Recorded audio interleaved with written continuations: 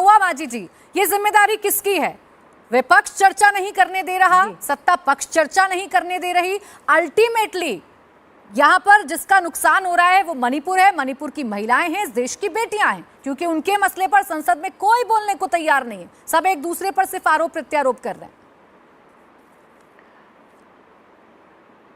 देखिए, मैं ये कहना चाह रही हूँ कि मणिपुर में जो कुछ भी हुआ है जेनोसाइड है। वो दूसरे राज्यों की घटनाएं निश्चित रूप से बहुत ही निशंस हैं, बहुत ही निंदनीय है, विभत्स हैं, लेकिन जेनोसाइड की जो घटना है और आदिवासियों के ऊपर है, इस पर माननीय प्रधानमंत्री जी को आकर सदन में बोलना चाहिए। इसमें क्या बुराई है? अगर मांग कर रही है टीम इंडिया इसके लिए, तो एक बार वो बात करे, फिर सभी लोगों से राय मशवरा हो, तमाम विपक्षी पार्टियां, टीम इंडिया इस पर बात करे तो उससे एक हल निकल कर आएगा।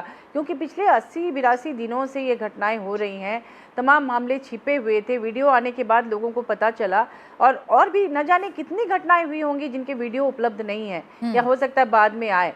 तो मुझे लगता है ये बहुत गंभीर मामला है और विपक्ष भी चाहता है, टीम इंडिया भी चाहती है कि उन्होंने जो सवाल डाले हैं, उनके जो मुद्दे हैं वो भी आए सदन में। सब लोग इंतज़ार करते हैं, महीनों इंतज़ार करते हैं, बहुत मेहनत से तैयारियां होती हैं। अगर नहीं चलता है सदन, बोलने का मौका नहीं मिलता है, इससे नुकसान इनको ही होता है। आज भी आपने देखा कि एलओपी को बोलने नहीं दिया गया, जबकि उनके सम्मान में चुप रहना चाहिए। तमाम लोग बात करने लगे, उठने लगे। इसमें बहुत गलत हो रहा है, ये लोकतंत्र की हत्या है। आज जो हुआ राज्यसभा में आपने देखा ही होगा कि जानबूझकर लोकतंत्र का गला घोटने की कोशिश हो रही है। अगर आप नेता प्रतिपक्ष को बोलने ही नहीं देंगे तो फिर सदन कैसे चलेगा? सदन का क्या महत्व है? तो इसलिए ये दोषारोप करना कि किसने चलने नहीं दिया, वो बात की बात है।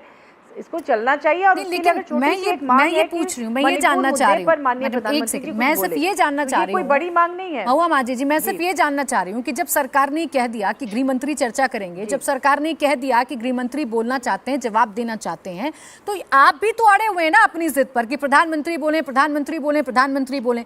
मणिपुर में जो स्थिति है वो गृह मंत्री से बेहतर कौन बताएगा कि मणिपुर में क्या हुआ, कैसे हुआ, कौन इसके लिए जिम्मेदार है? तो सुनना आप लोग भी नहीं चाहते, ऐसा लग रहा है।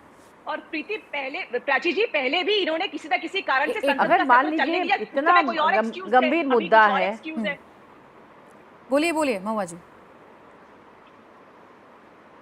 बोलिए। हाँ, मैं ये कहना चाह रही थी कि माननीय प्रधानमंत्री जी विदेश में जा रहे हैं, अपनी बात रख रहे हैं, सदन के बाहर बयान दे रहे हैं, और महिला पर इतना अत्याचार हो रहा है। उसमें कहा जा रहा है कि जिस महिला को वहाँ नग्न करके घुमाया गया वो किसी सूबेदार की पत्नी थी जिन्होंने कारगिल युद्ध में अपनी सेवाएं दी थी। उनका दुख यही है कि वो अपनी पत्नी की रक्षा नहीं कर पाए, देश की रक्षा की उन्होंने। वो बात आपकी सारी ठीक है जब आ रहे हैं महुआ माझी जी, मैं जो आपसे पूछ रही थी, मैं ये पूछ रही थी मैडम, एक सेकंड, आप ये चाहती है ना कि इस मसले का हल निकले? मांग है तो एक सेकंड महुआ माझी जी, आप ये चाहती हैं कि इस मसले का हल निकले? बिल्कुल, मुझे लगता है आपकी भी यही सोच होगी, यही मेरी सोच है कि इस मसले का हल निकले। जब इस मसले का हल निकालने के लिए गृह मंत्री आगे आ रहे हैं तो आप लोग क्यों इस मांग पर अड़े हैं कि प्रधानमंत्री ही बोले? गृह मंत्री अगर जवाब दे रहे हैं तो आप लोग क्यों संतुष्ट नहीं है? देखिए, टीम इंडिया में तमाम वरिष्ठ नेतागण हैं जिन्होंने सालों से संसद में उन्होंने काम किया है, उन्होंने देखा है।